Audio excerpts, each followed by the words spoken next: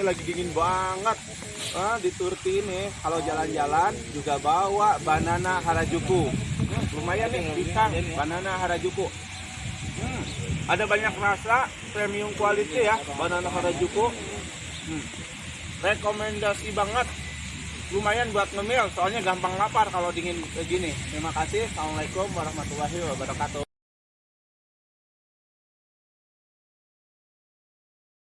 Bismillahirrahmanirrahim. Hamdan wa syukronillah, amma ba'd. Sahabat-sahabat entrepreneur yang saya banggakan, pada kesempatan kali ini izinkan saya untuk menyampaikan materi kewirausahaan yang berjudul Strategi Meningkatkan Kapasitas UMKM Menjadi Tangguh. Pada kesempatan webinar kali ini yang dipersembahkan oleh Universitas Pembangunan Nasional Veteran Jakarta untuk membuat pelatihan seminar webinar ya untuk UMKM, mudah-mudahan dapat bermanfaat, dapat meningkatkan daya saing dan dapat survive di era pandemik, khususnya untuk menuju suksesi di era revolusi industri 4.0. Nah, bagaimana? Seperti apa? Nanti kita lihat di ulasan video ini. Kita awali dengan membaca bismillah dulu sama-sama ya. Mudah-mudahan diberikan keberkahan kesehatan untuk kita semua. Bismillahirrahmanirrahim.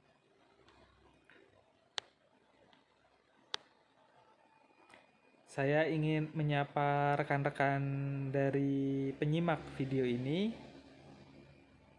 Salam wirausaha. Dari mana nih yang nonton ini? Silahkan tulis di kolom komentar ya, dari mana, absen dulu.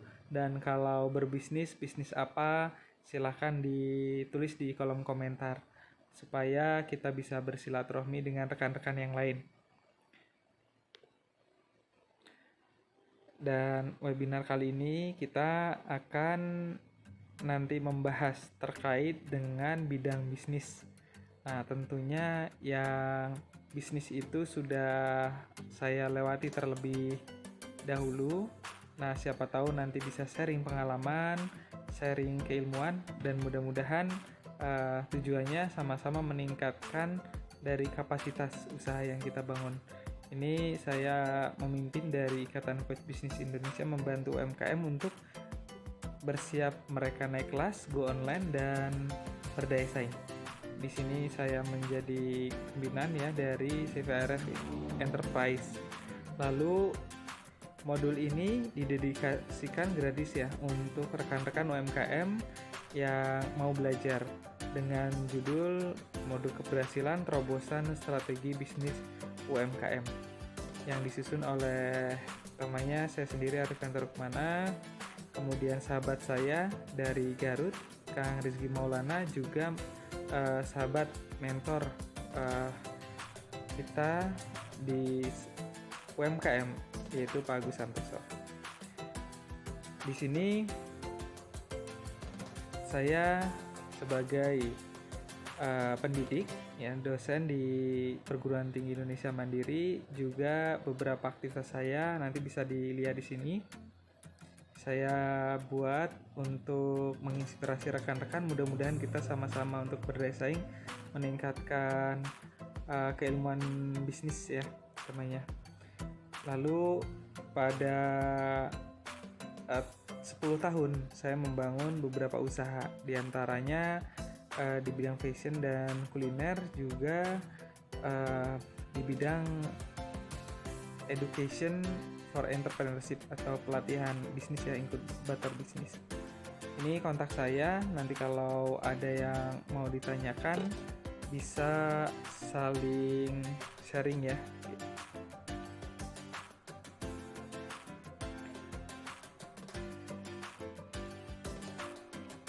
Di sini untuk aktivitas saya.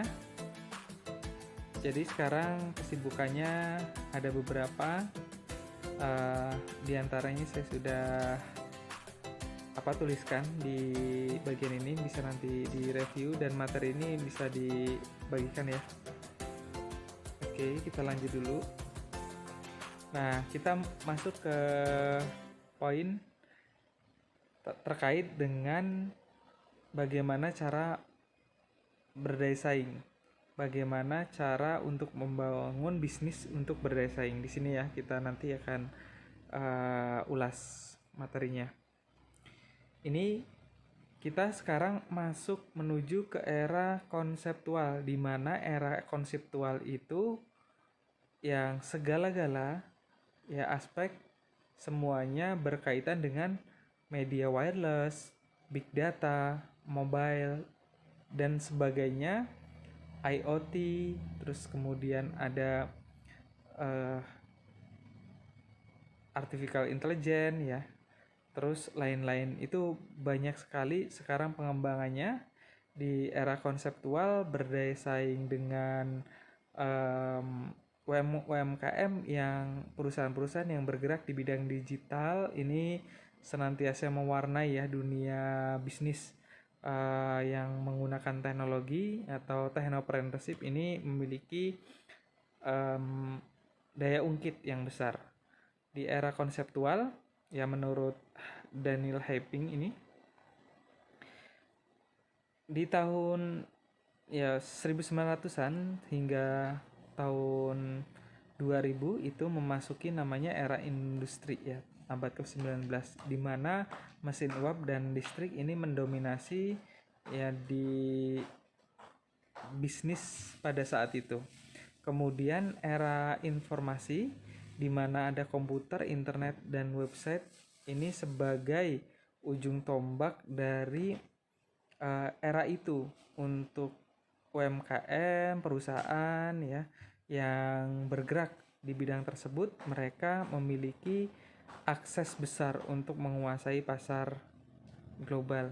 Lalu di era konseptual yang tadi sudah sedikit disinggung bahwa era konseptual ini yang nantinya perangnya itu perang dagang yang memiliki konsep, yang memiliki kekuatan teknologi, mereka akan senantiasa memenangkan pertarungan bisnis.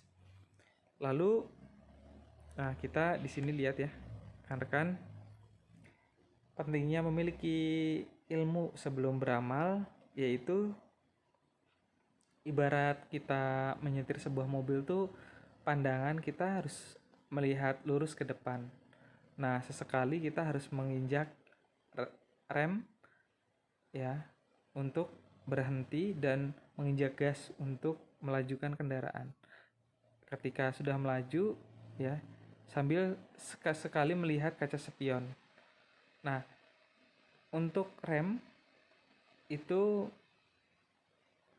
akan menyelamatkan kita dari celaka. Artinya spion dan rem itu ibarat ilmu yang menjadi bekal agar bisnis tidak jatuh ke lubang kehancuran ataupun kerugian. Lalu di sini kita melihat dari Quran surat Ar-Ra'd ayat 11 bahwa sesungguhnya Allah tidak akan mengubah nasib suatu kaum hingga mereka mengubah diri mereka sendiri.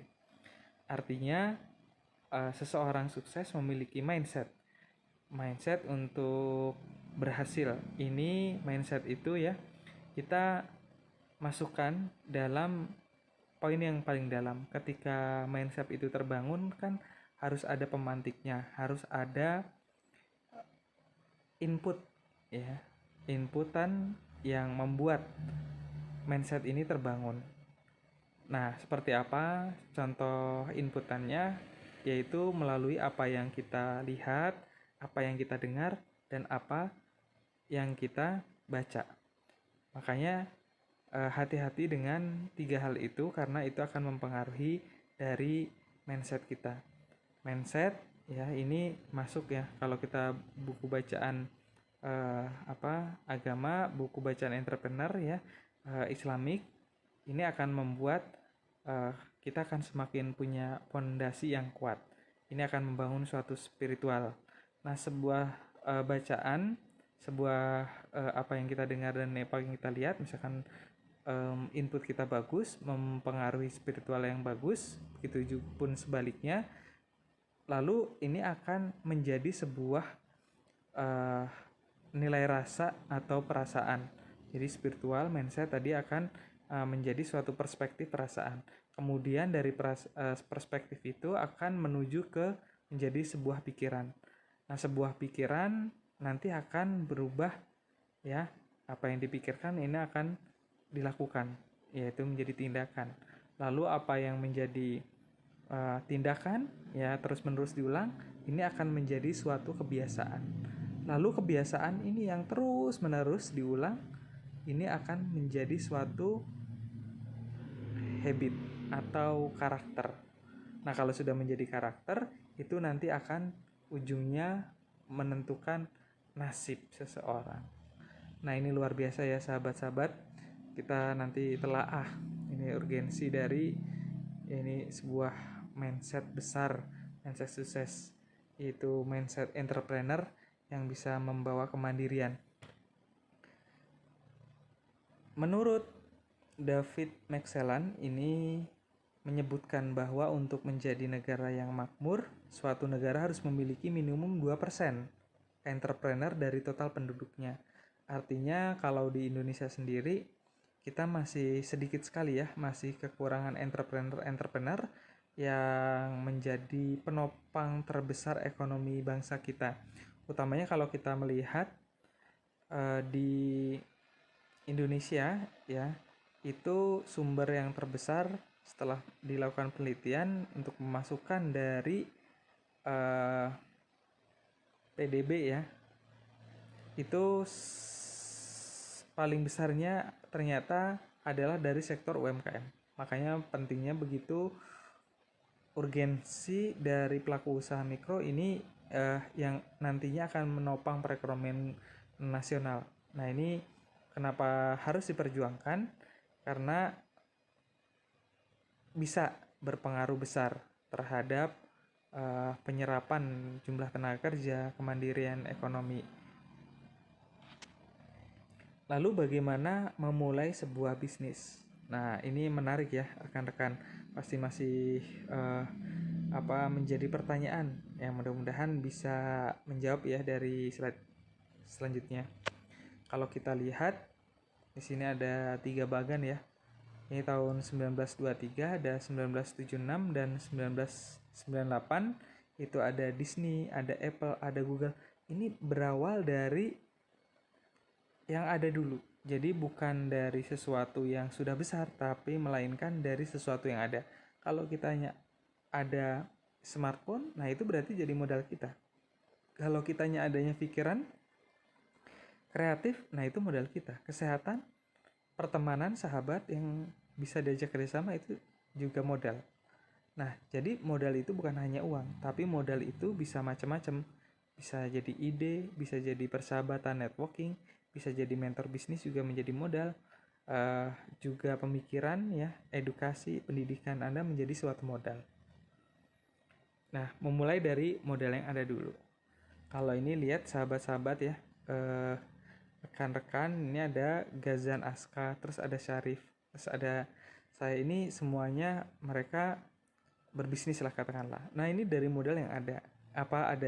Yang ada apa? Nah, kita coba kembangkan itu.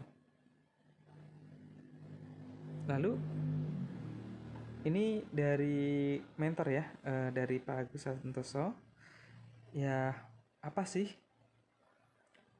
yang mungkin orang kira-kira saya itu pengen usaha tapi nunggu modal uang. Nah, ini hati-hati rekan-rekan.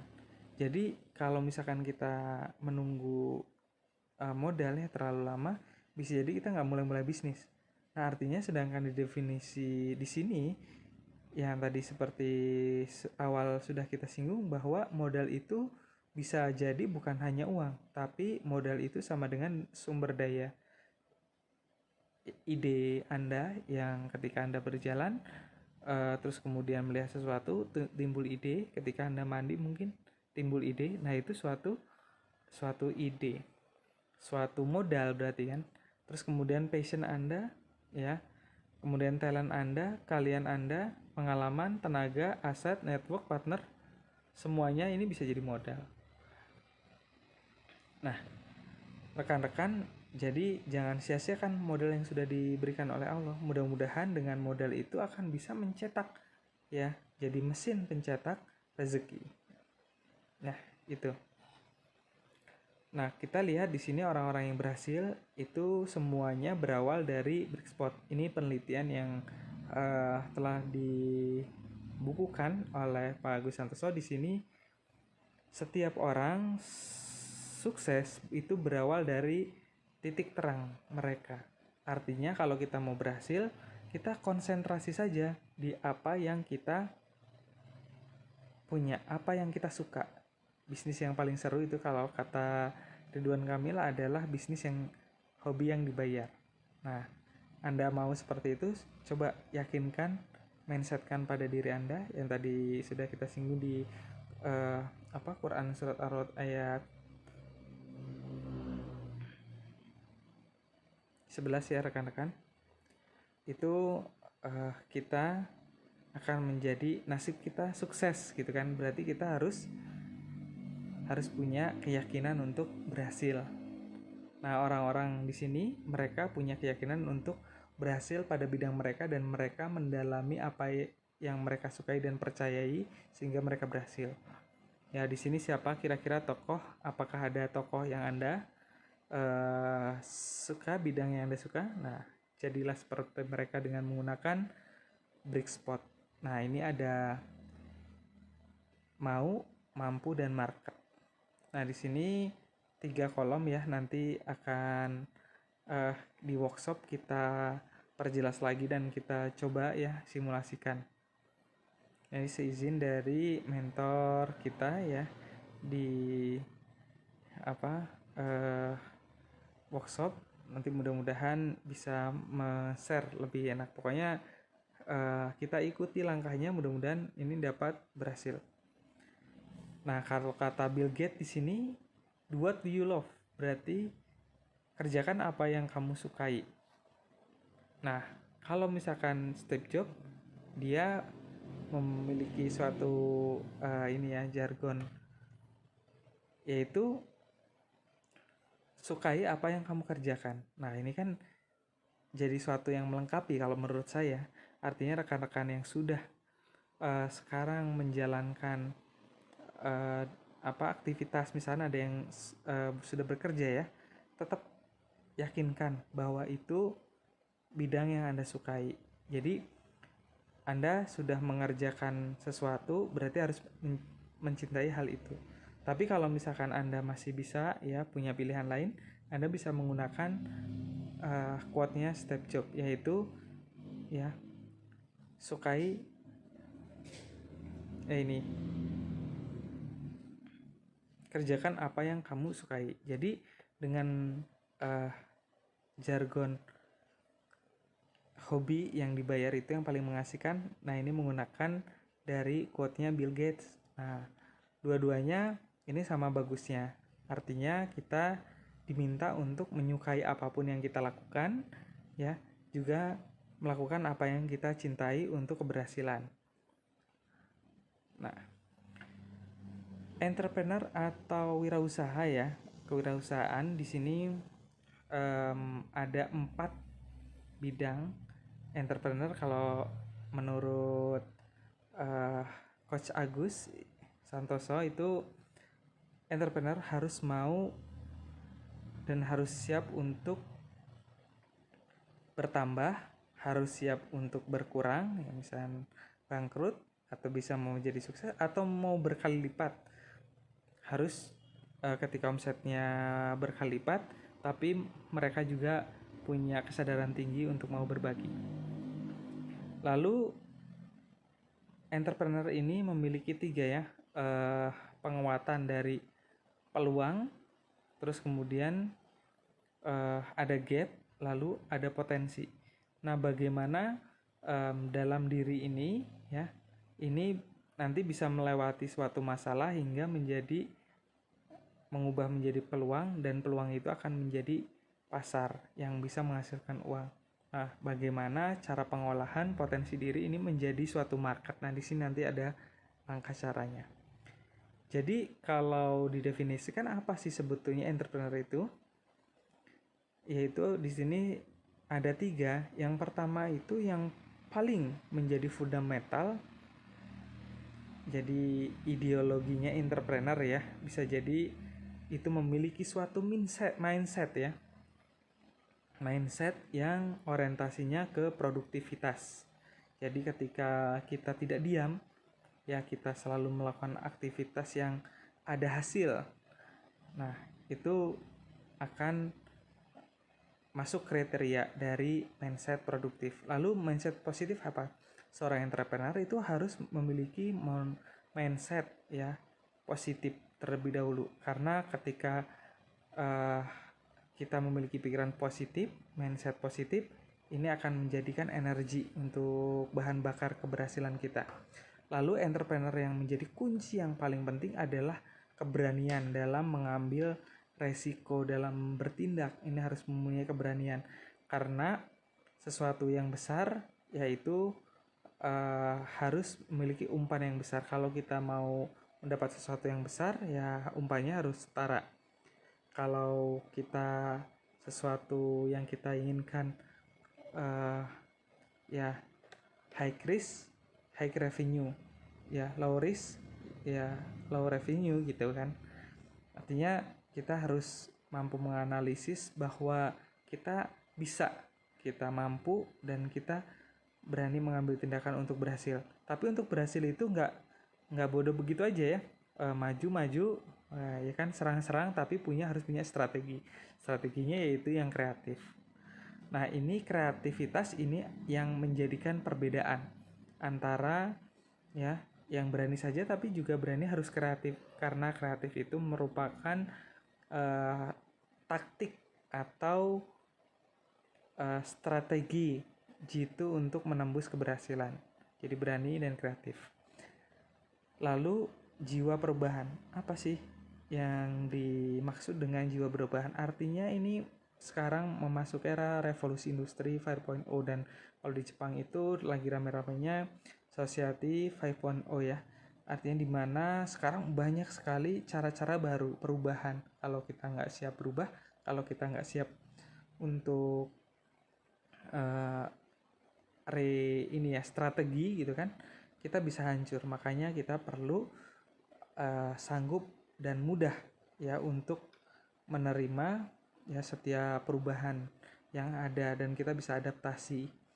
Masa-masa krisis bagaimana caranya bertahan dan bisa melanjutkan yang potensi ada, ya bisnis yang ada, hingga mampu berdaya saing. Nah, ini kombinasi dari entrepreneur ini akan menjadikan sukses, keberhasilan. Lalu kalau untuk mindset entrepreneur ya ini sangat penting ya.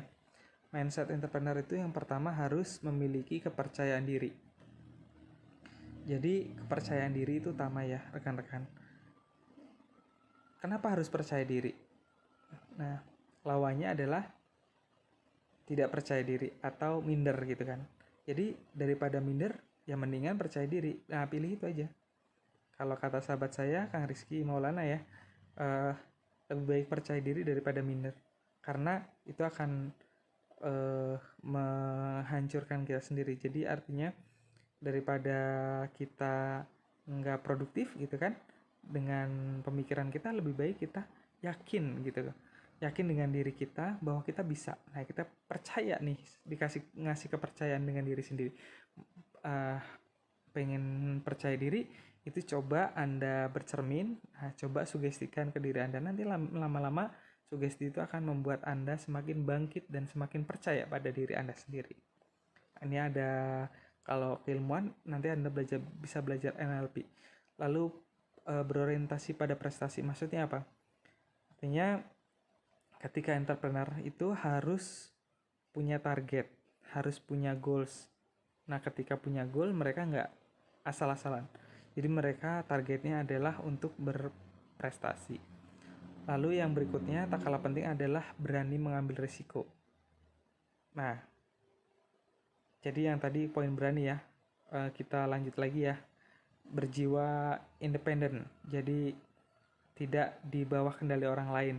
Kemudian kreatif dan inovatif ini sangat penting kuncinya. Lalu ulet dan tekun. Lalu harus mempunyai positif ya, ini positif mindset, terus kemudian perasaan ya, pikiran, perasaan, perbuatan, dan kita kepercayaan juga. Artinya bagaimana mengkombinasikan sebuah mindset yang ada di sini itu untuk langkah sarana untuk kita keberhasilan. Nah itu yang pertama ya, video saya yang pertama. Nanti kalau subscribernya sudah mencapai 100, nanti kita akan lanjutkan di video kedua. Jadi ini part pertama, season pertama, nanti dibagi menjadi 2 season. Season kedua mudah-mudahan nanti bagi yang tertarik jangan lupa meninggalkan komentar positif yang membangun untuk channel ini makin berkembang, dan masukan-masukan juga untuk memperbaiki dari kualitas apa yang disajikan ya. Kita sama-sama sharing dan belajar. Baik, terima kasih. Untuk sesi pertama saya tutup. Wallahul muwaffiq ila aqwamit thoriq. Wassalamualaikum warahmatullahi wabarakatuh.